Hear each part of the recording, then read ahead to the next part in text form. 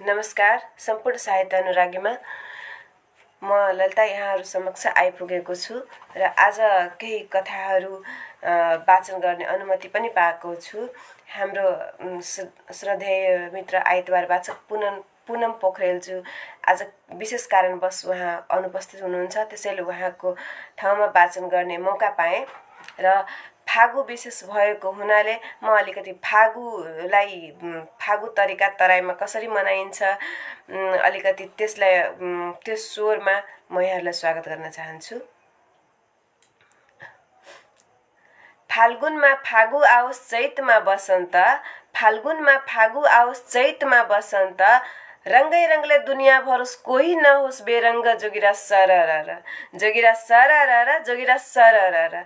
यहाँहरूको उपस्थितिले चम्किने छ 9 लाख तारा, यहाँहरूको उपस्थितिले चम्किने छ 9 लाख तारा, अमूल्य अभिमत पाएर सुध्रिने छ मेरो पारा, जोगिरा सररर जोगिरा सररर जोगिरा सररर। म हुँ ललिता राजविराज मेरो गाम, म हुँ ललिता राजविराज मेरो गाम, सबैलाई नमस्कार तपाईलाई प्रणाम, जोगिरा सररर जोगिरा सररर जोगिरा सररर। हस्त धन्यवाद। यति भन्दै म यो कार्यक्रममा के भन्न चाहन्छु भने फेसबुक पेजबाट लाइभ पेजबाट यो लघुकथा पाठ्यश्रवदिष्ट प्रतिष्ठानको 145औं श्रृङ्खलामा यहाँहरूको भव्य स्वागत गर्दै 145औं श्रृङ्खलाको कोटि कोटि शुभकामना पनि टक्र्याउन चाहन्छु।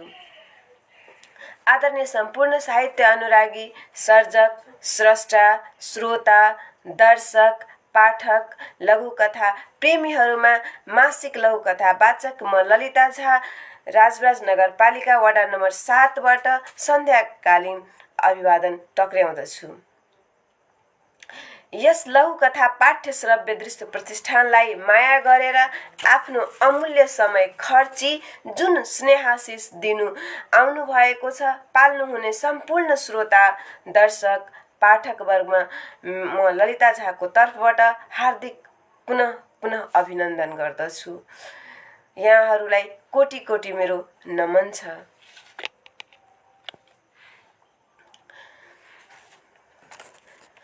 यस प्रतिष्ठानबाट प्रत्येक दिन सन्ध्याकालीन 7:55 मा लाइभ वाचन हुने लघुकथामा यस समाजमा हुने गरेका सामाजिक, राजनैतिक लगायत थुप्रै समसामयिक गतिविधिहरूलाई समेटेर लघुकथाको रूप दिई पस्किने चलन छ। त्यसैले यस कथाको श्रवणले विभिन्न भावहरूको रसास्वादन पनि हुन्छ, आफ्नो बौद्धिक खुराक प्राप्त पनि हुन्छ, यसरी मानसिक बौद्धिक सन्तुष्टि प्राप्त गर्न सकिन्छ। यस 145औं श्रृङ्खलाको वाचनको जिम्मेवारी पाएकोले यस संस्थाको एडमिन मनोहर पोखरेलज्यू, नन्दलाल आचार्यज्यू लगायत सम्पूर्ण लेखक, संकलक, निर्णायक विद्वत वर्गमा विशेष आभार व्यक्त गर्न चाहन्छु। सदाझै आज पनि अनलाइन अथवा अफलाइन सुनेर आफ्नो मिठो तितो सत्य तथ्य टीका टिप्पणी गरेर सही बाटो औल्याइदिनुहुन्छ भन्ने आशा पनि राखेकी छु। यहाँहरूको पृष्ठपोषण सकारात्मक सुझावले हाम्रो लेखन तथा वाचन शैलीमा सुधार ल्याउनेछ, निखार ल्याउनेछ, चम्किनेछ भन्ने अपेक्षा पनि गरेकी छु। लघुकथा लेखक वर्गज्यूसँग उहाँको रचना वाचन गर्ने अनुमति पनि माग्दछु। हस्त केही वाचन गर्दा त्रुटि भएमा अमूल्य यहाँहरूको अभिमत पाउने आशा पनि राखेको छु। यस्ता अभिमत पाएर आफूलाई सौभाग्य पनि ठान्दछु पाएँ भने। हस्त आज मिति 2078 साल फाल्गुन 29 गते आइतबारका दिन, तदनुसार ईस्वी सम्वत 2022 मार्च 13 शुक्ल दशमी तिथिका दिन बेलुकाको समय 7:55 मा म यहाँ समक्ष 5 वटा लघुकथा लिएर उपस्थित भएको छु। आजको वाचन गर्नुपर्ने लघुकथाहरूका शीर्षक यस प्रकार रहेको छ। नम्बर 1 लघुकथा बिचरी महिला लक्ष्मी रिजालज्यूले लेख्नु भएको छ। त्यस्तै गरी अर्को अशक्त जसका लेखक बसन्त अनुभवजी हुनुहुन्छ। त्यस्तै गरी लघुकथा नम्बर 3 अदृश्य कथा जसका लेखक चन्द्रकला अधिकारीजी हुनुहुन्छ। त्यस्तै गरी अर्को लघुकथा श्रेय डाक्टर पुष्कर भट्टले लेख्नु भएको छ। त्यस्तै गरी 5औं लघुकथा रङ्ग नन्दलाल आचार्य सरले लेख्नु भएको छ र उहाँले केही मैथिलीमा आफ्नो विशेष रचना भए पनि शेयर गर्नु भनेर भन्नुभएको छ। म यसमा मैथिलीमा होलीका केही जोगिरा तथा गीत हजुरहरूलाई सुनाउने छु, जोगिरा सुनाउने छु। यति वाचन गर्दै यति वादा वचनबद्ध हुँदै म यो कथालाई यसरी अगाडि बढाउने अनुमति पनि माग्दछु र कथा यसरी अगाडि बढ्दैछ।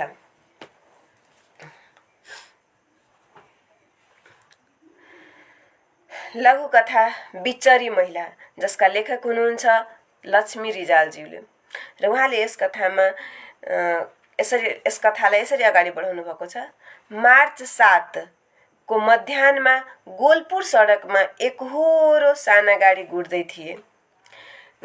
गुड्दा थिए। गाडीले उडाएको धुलो, धुवाँ र धोक्रे स्वर पचाएर एक जोडी दम्पति तिनै गाडीले ताकेको गन्तव्यतिर लम्कदा थिए। भोको पेट हामी कता जाँदैछौ? पत्नीको सवाल थियो। त्यही भोकको ओखती लिन पतिको सटिक जवाब थियो। जे लिनु छ एक्लै लिँदा भइगयो नि। पत्नीलाई वाक्क लागेको भाव सुनियो। एक्लैले एउटा पेट मात्रै भरिन्छ, दोक्लै भए एक पेटमाथि अर्को पनि थपिन्छ। फेरि महँगो समयमा सित्तैमा मासु भात हसुर्ने अवसर कसले गुमाउँछ र? पतिको कन्जुरी रोग छर्लङ्ग देखियो।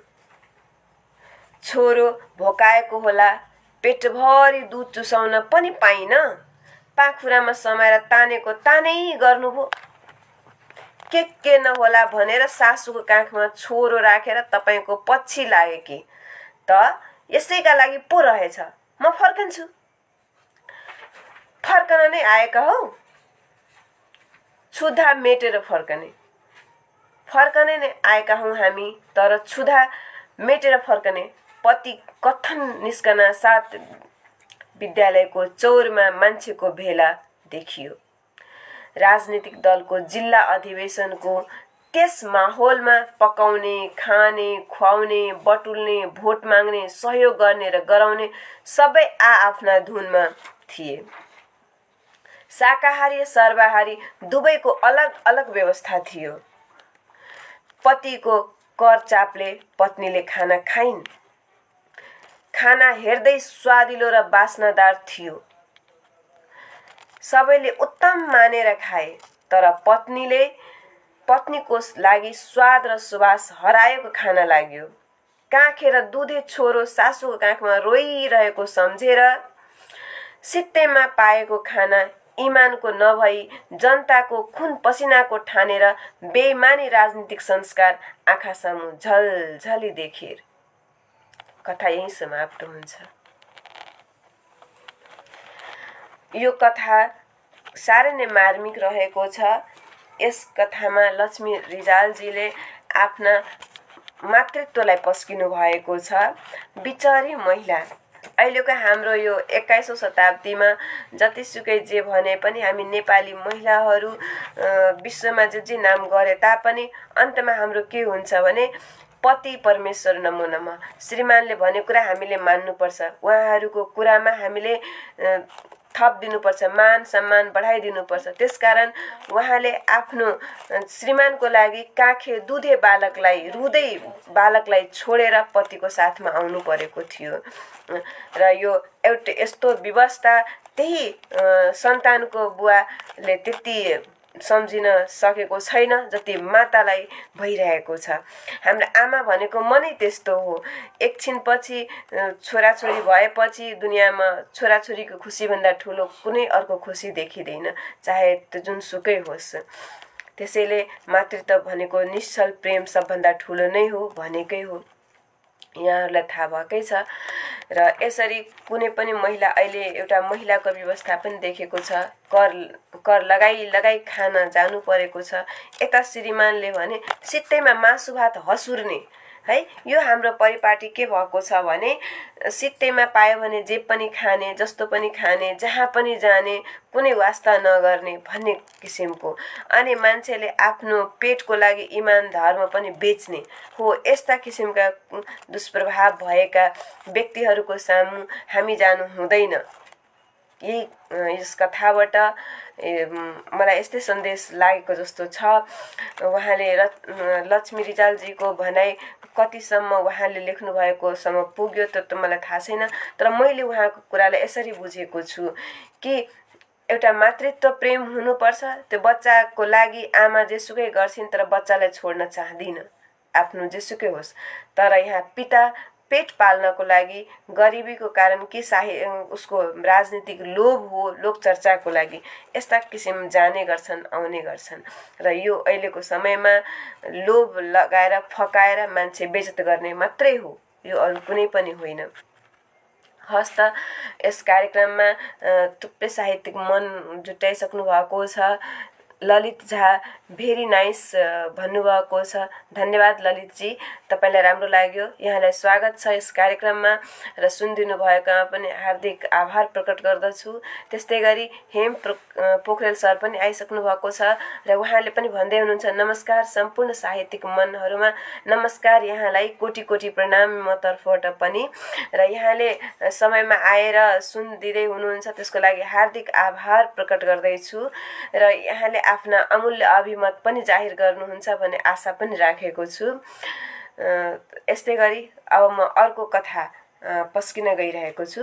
त्यो अर्को कथाको नाम हो अशक्त, जसका लेखक हुनुहुन्छ बसन्त अनुभवज्यू। उहाँ चाहिँ घोराही उपमहानगरपालिका 14 दाङका हुन्। र उहाँको यो अशक्त कविता कथा यसरी अगाडि बढ्दैछ। आमा चिया पिउनु भो? मर्निङ वाकबाट फर्के लगत्तै आमाको कोठामा छिरेर सोधे, कहाँबाट पिउनु चिया? मलाई कसले दिन्छ र? यो घरका मान्छेले मलाई गन्छन् र? अर्काको आश गर्ने मान्छे त मरे पनि हुन्छ। आमा एकहोरो बर बनाउन थाल्नुभयो। सिधै चिया बनाई नदिएर किन सोधेछु म मनै पस्ताएँ। फेरि प्रवचन सुरु भयो होइन? घरि घर सफा गर, पानी भर, फोहोर फाल, कति हो कति काम। बिहान उठेदेखि मेसिन झैँ खटेकी छु। हात बटाउने कोही छैन, उल्टै कुरा पनि मैले नै सुन्नु पर्ने। गर्दा गर्दै काम छाडेर आई श्रीमतीले आक्रोश पोखिन्। ए अब मैले तेरो काम गरिदिनु पर्ने भो होइन? के को फुर्ती लाउँछेस? उमेरमा सारा काम एकले गरेको ज्यान हो यो। अहिले पो बुढी भएर तेरो कचकच सुन्नु परेको छ, हेला गरी मान्नु परेको छ। मेरो जस्तै दिन तेरो भोलि आउँछ, धेरै फुर्ती नलगा। आमा झनै आगो हुनुभयो, रिसाउनु भयो। घरमा मात्र हो, बुढी भए काम गर्न सक्दिन भन्ने। आफ्नो छोरीको घरमा एकैछिन गएको बेला पनि खाना बनाउने, भाँडा माझ्ने सबै काम हुन्छ। मैले थाहा नपाएको हो र? श्रीमतीले आगोमा घिउ थपिन्। सासु र बुहारीको मिठो है भनाभन। सदा झैँ सासु बुहारीको दोहोरो भिडन्त जाडी नै थियो। कसलाई के भन्नु, म अन्योलमै थिए। आँखा सन्काएर धौ धौ श्रीमतीलाई त्यहाँबाट पठाउन सफल भए। बुढो मान्छे भएर केटाकेटीसँग पनि के मुख लाग्नुहुन्छ? बेकार रहेछन् चलाई, मुखभरि छिटा। आमालाई शान्त पार्ने प्रयास गरे, तर एउटा ज्वलन्त प्रश्नले मेरो दिमाग खाइरहेको थियो। बुहारी घरमा नभएको बेला आफै पकाएर मेरो कोठामै चिया खाजा पुर्याउन सक्ने आमा बुहारी भएको बेला किन सिन्को भाँच्न नसक्ने गरी अशक्त बन्नुहुन्छ? कारण जान्ने इच्छा भए पनि सोध्ने आँट ममा थिएन। यो कथा यही सकिन्छ। बडो राम्रो दिएको छ यो कथा, एकदम राम्रो लघु कथा अशक्त है। अशक्त शब्दको राम्रो अर्थ हामीले केही गर्न नसकेर नगरेको होइन कि मन पनि हुँदैन, त्यसकारण पनि हामी अशक्त हुन्छौँ।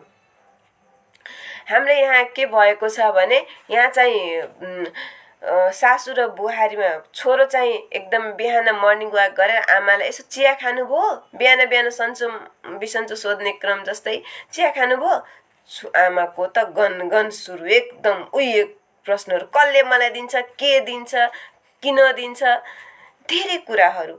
यस्ता प्रश्नहरूले के गर्दा हुन्छ भने नकारात्मक असर पार्छ र काम गर्दै गरेको बुहारीको तनाव बढ्छ र उनी काम छोडेर आउँछिन् जवाब दिनलाई। छोरीको घर जाँदा नि भाँडा मोल्ने, यो गर्ने त्यो गर्ने, अनि यो घरबाट सिन्को पनि भाँच्न नसक्ने, यस्ता किसिमका कुरा चाहिँ उहाँले सुनाउनु भयो।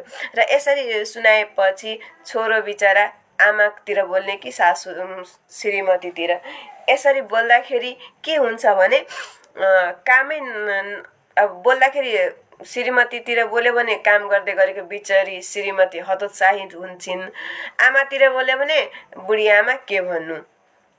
र यस्ता किसिमका हाम्रा आमा कतिको घरमा हुनुहुन्छ, उहाँहरूले बुहारी भएपछि केही काम नगर्ने, छोरा भएपछि सबै काम गरेर दिने, किन हो किन हाम्रा आमाको मन यस्तो किन अशक्त भएको होला? यो लाखौँ मान्छेहरूको बिचमा भएको एउटा प्रश्न हो है। र यो कार्यक्रममा धेरैजना फेरि पनि आइपुग्नु भएको छ, म हेरिरहेको छु। अमृता घिमिरे, हार्दिक नमन दिदी, अनि सम्पूर्णमा हार्दिक नमन अमृता बहिनी तपाईँलाई पनि। अनि आउनुभयो, कार्यक्रममा आउनुभयो, समय दिनुभयो, यसका लागि धेरै धेरै स्वागत छ तपाईँलाई। अन्नु Singh is waving, Annu ma'am पनि आइसक्नु भएको छ, हेर्दै हुनुहुन्छ। त्यस्तै हेम पोखरेल सर, सरी चेतनाथ दाहाल, नमस्कार सम्पूर्ण, नमस्कार चेतनाथ सर, र तपाईँलाई भव्य स्वागत छ यस कार्यक्रममा। त्यस्तै गरी हेम पोखरेल सर, जिम्मेवार व्यक्तिले परिवारमा समझदारी कायम राख्न कहिलेकाहीँ दोहोरो भूमिका पनि खेल्नुपर्छ, दुईतिरै ठिक्क हुनुपर्छ भन्ने प्रयोजन छ यो लघुकथाको।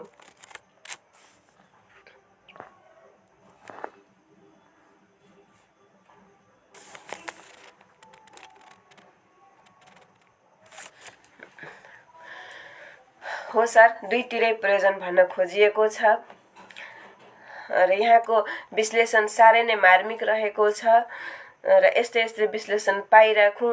एकदम राम्रो विश्लेषण गर्दै हुनुहुन्छ सरले। अब त्यस्तै गरी म अर्को कथा वाचन गर्न गइरहेको छु, अदृश्य कथा, जसका लेखक हुनुहुन्छ चन्द्रकला अधिकारीजी हैन। र उहाँले यस कथामा के भन्न खोज्नु भएको छ त्यो सुनौँ। र यो कथा यसरी अगाडि बढ्दैछ। बाल विकास कक्षामा न्याउरो मुख लगाएर कल्पना बसेकी थिए। सबै विद्यार्थीहरू आफ्नै कक्षामा पढिरहेका थिए। कल्पनाले के भो तिमीलाई सबै साथीहरूले सोधे, ऊ नसुने झै गरेर बसिरहे। कक्षामा मिस आउनुभयो। सधैँ कक्षामा चुलबुले विद्यार्थी थिए कल्पना, तर आज चुपचाप बसेको देखेर अचम्म लाग्यो मिसलाई। कल्पना, सुन त के भयो आज, बोल्दैनौ तिमी? मिसको कुरा सुनेर सबै साथीहरूले भने, मिस, कल्पना बोल्दै बोल्दिन आज, हामीले सोधिरहेका छौँ अघिदेखि नै। नजिक गएर फेरि कानमा खुसुक्क केही भन्नुभयो मिसले। कल्पनाले उक्त कुरा स्वीकारेर टाउको हल्लाई। मिसले आफ्नो साथ लिएर कोठामा जानुभयो। त्यो सबैले देखेका थिए। कक्षा नसकिँदै मिसका अगाडि अगाडि खानेकुरा बोकेर आई कल्पना। सबै विद्यार्थी एक साथ भने, कल्पनालाई भोक लागेको रहेछ।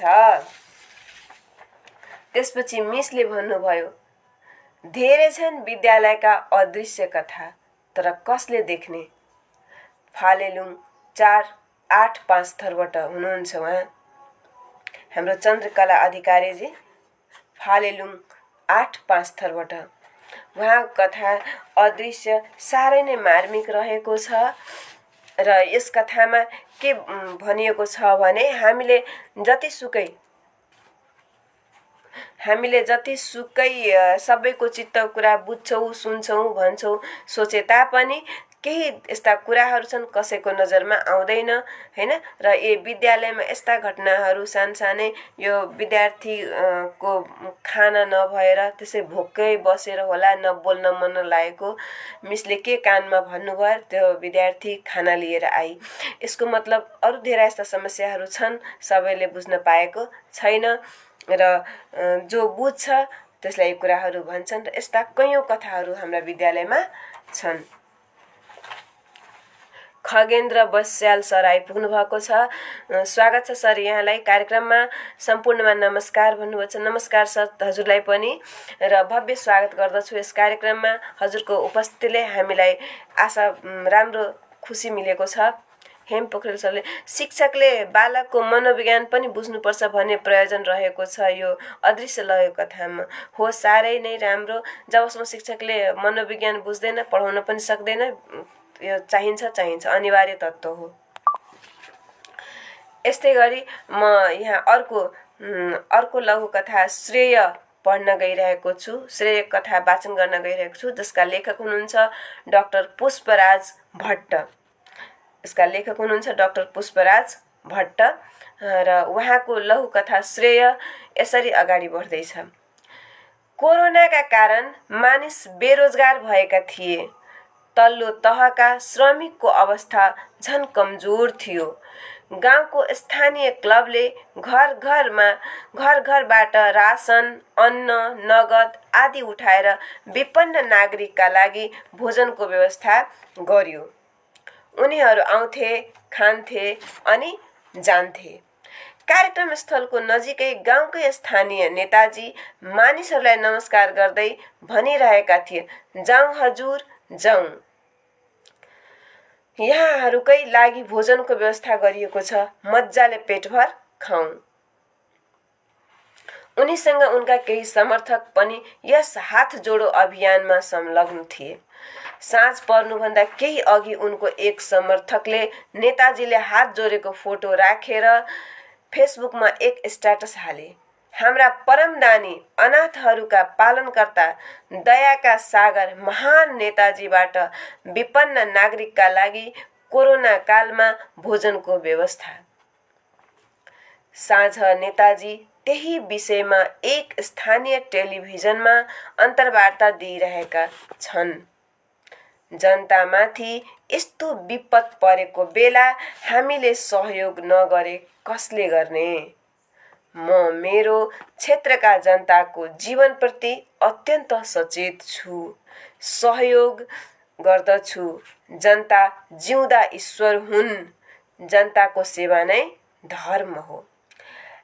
आफ्नो जनसेवा कार्यसँग कुनै साइनो नभएका राजनीतिक नेताले आफ्नो स्वार्थका लागि कुप्रचार गरेपछि आयोजक संस्थाका मानिस अत्यन्त रिसाए। आयोजक संस्थाले वितरण गरेको विज्ञप्ति यस्तो थियो, हामीले हाम्रो गाउँको स्थानीय क्लब मार्फत गरेको विपन्न नागरिकलाई भोजन कार्यक्रममा कुनै राजनीतिक समूह वा तिनका नेता कार्यकर्ताको संलग्नता एवं योगदान छैन। यो विशुद्ध सामाजिक अभियान हो।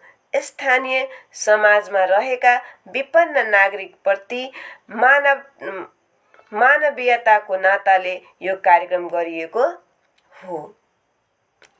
खबरसँगै मानिसहरूबाट मिश्रित प्रतिक्रियाको ओहिरो लाग्यो। आधा मानिसले नेताका कुरामा विश्वास गरे, आधाले क्लबको। कथा यही सकिन्छ। श्रेय काम गर्ने कालु मकै खाने भालु भन्ने चाहिँ यहाँ चाहिँ स्थानीय क्लबले यो कामलाई आफ्नो अगाडि बढाए। दुःख समयमा जनतालाई परेको बेला पिरमर्का बुझेर भोजनको व्यवस्था गरे। तर यसका फाइदा हाम्रा गफाडे नेताजीले लिएर उसको लागि एकदम राम्रो जवाफ विज्ञप्ति निकालेर दिनुभएको छ र यस्ताको मुखमा बुझो लाउनुपर्छ र यिनीहरूले लगाए।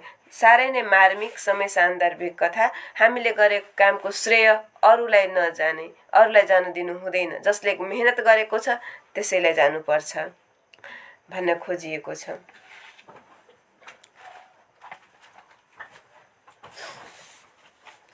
डाक्टर पुष्पराज भट्टद्वारा लेखिएको यो श्रेय साह्रै नै मार्मिक कथा हो। त्यस्तै गरी अब मेरो 5औं लघुकथा म वाचन गर्न गइरहेको छु। 5औं लघुकथा वाचन गर्दाखेरि यस लघुकथाको शीर्षक रङ्ग रहेको छ र यसलाई अक्षरहरूको सँगालेर एउटा आकार दिनुभएको छ नन्दलाल आचार्यज्यूले र उहाँको कथा यसरी अगाडि बढ्दैछ। एक पटक रानी वनका अनेक रङका ढुङ्गाहरू बीचमा भनाभन भयो। एक पटक रानी वनका अनेक ढुङ्गाहरूका बीचमा भनाभन भयो। आपसी शक्ति बाँडफाँड र अधिकार लेनदेनमा मतभेद चुलिँदै गयो। मनमुटावले बाँसको टुप्पो छुनै लाग्दा झन कडा स्वर सुनिन थाल्यो। तपाईहरूले आफ्नै वर्गलाई मात्रै पोषण गरेको चित्त बुझेन? हामी तमाम भोका नाङ्गा ख्याउटे पत्थरहरू असन्तुष्टिको उद्घोष गर्दै स्वतन्त्रता, समतामूलक समानता र लोकतन्त्रका निमित्त घर छाड्छौँ। अनेक रङका ढुङ्गाहरूको कुरालाई पहेँलो ढुङ्गाले कुनै मूल्य दिएन। हेरौँ तिमीहरूको सङ्घर्ष कति उचाइमा पुगेर खस्दा रहेछ। खसेर धरातलमै भाँसिन्छौ अनि चेत्छौ। पहेँलो ढुङ्गाले थप्दै भन्यो। असाध्यै भुक्ने कुकुरले टोक्दैन। असाध्यै उचालिने पत्थर आपसमै ठोकिन्छ र टुक्रा टुक्रा हुन्छ। तसर्थ कुरा बुझ। जुन अधिकार पाएका छौ त्यसैमा चित्त बुझाओ। अन्ततः वार्ता निष्कर्षविहीन भयो। ढुङ्गाहरू घर बस्ने र छाड्ने दुईतिर बाँडिए। घर छाडेका ढुङ्गाहरू रातो रङमा परिणत भए। घरमै राज गरेको पहेँलो ढुङ्गा बीच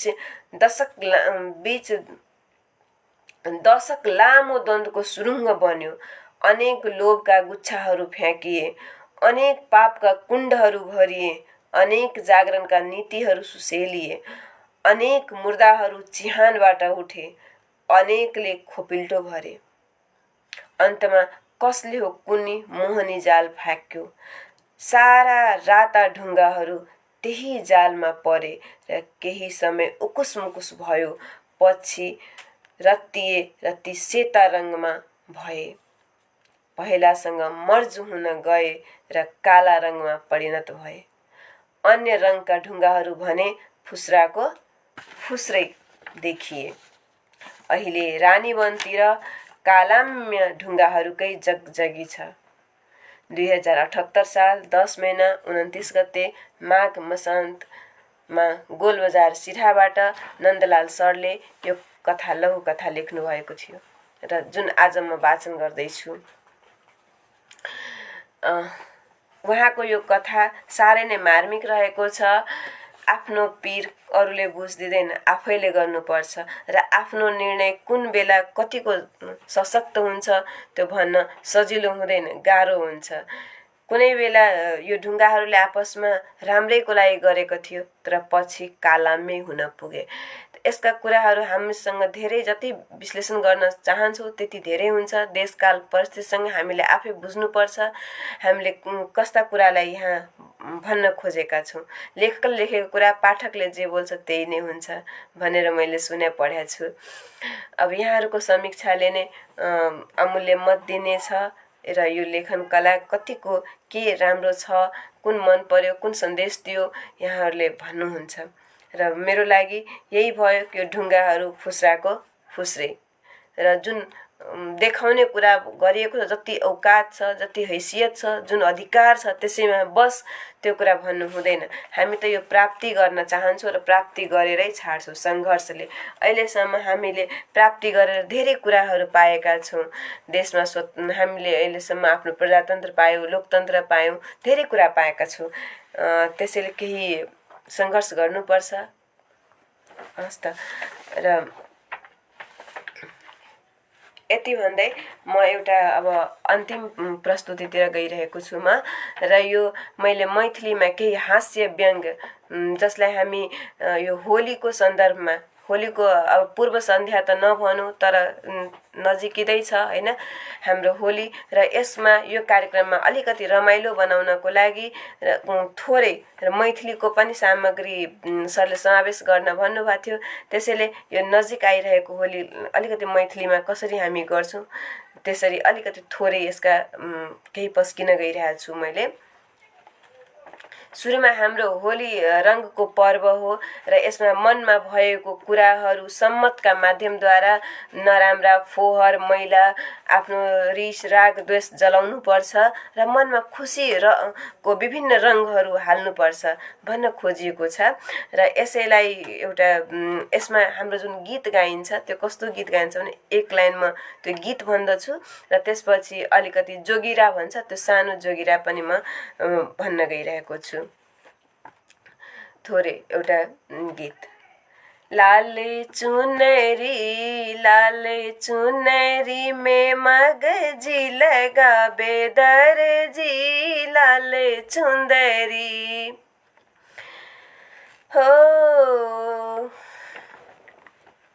किनका के हाथ पियर पीताम्बर, किनका के पहिरन पियर पीताम्बर, किनका के पहिरन चिर चोली हो, किनका के पहिरन चिर चोली, लाले चुनरी में मगजी लगाबे दर्जी, लाले चुंदरी। धन्यवाद। यो गीतहरू त लामो छ तर मेरो अलिकति नाक अस्वस्थ रहेको छ त्यसकारण म यो वाचन गर्न कठिनाइ पनि भइरहेछ गीत गाउन पनि। अनि अर्को यहाँ म केही हास्य व्यङ्ग प्रस्तुत गर्न गइरहेको छु। यो हास्य व्यङ्गमा यहाँहरूको इन्डाइरेक्ट डाइरेक्ट कथक कोहीसँग मिल्न गयो भने मलाई माफ गर्नुहोला, म त्यसरी भन्न गएको छैन। हास्य व्यङ्ग। जोगिरा सररर, जोगिरा सररर, जोगिरा सररर, वर्चुअल के दुनिया में यूट्यूब के अछि चर्चा, वर्चुअल के दुनिया में यूट्यूब के अछि चर्चा, धिया पुता के मनाबल इंटरनेट पर होइए खर्चा, जोगिरा सररर, जोगिरा सररर। म यो मैथिलीलाई नेपालीमा पनि उल्लेख गरिदिन्छु अहिलेलाई यतिकै। अर्को एउटा जुन हाम्रो नन्दलाल सर र मनोहर सरलाई अलिकति मैले हेरेको छु। नंद मनोहर के जोड़ी कथा में कहबे वीर, नंद मनोहर के जोड़ी कथा में कहबे वीर, लघु कथा प्रतिष्ठान स चलावे भावक तीर, जोगिरा सररर, जोगिरा सररर, जोगिरा सररर। होली के हुइल माइल में लगबैये लाल गुलाल, होली के हुइल माइल में लगबैये लाल गुलाल, आ गांजा भांग खा के मिथिला के करे हलाल, जोगिरा सररर, जोगिरा सररर, जोगिरा सररर। पुआ ऊपर खीर शोभे ताही पर अबीर, पुआ ऊपर खीर शोभे ताही पर अबीर, देश बेच का नेता सब कोना के कहावे वीर, जोगिरा सररर, जोगिरा सररर, जोगिरा सररर। हस्त यति भन्दै म मेरा बानीहरूलाई यही विश्राम गर्न चाहन्छु र केही मैले गर्दाखेरि तपाईहरुको मनमा सान्दर्भिक लाग्यो भने लाइक गर्नुहोला, शेयर गर्नुहोला, केही पृष्ठपोषण दिनुहोला। म यसका प्रतीक्षामा हुनेछु र यति भन्दै रात्रिको टाइम मेरो भइसकेको छ। हस्त सन्ध्याकालीन नमस्कार, शुभरात्रि, धन्यवाद।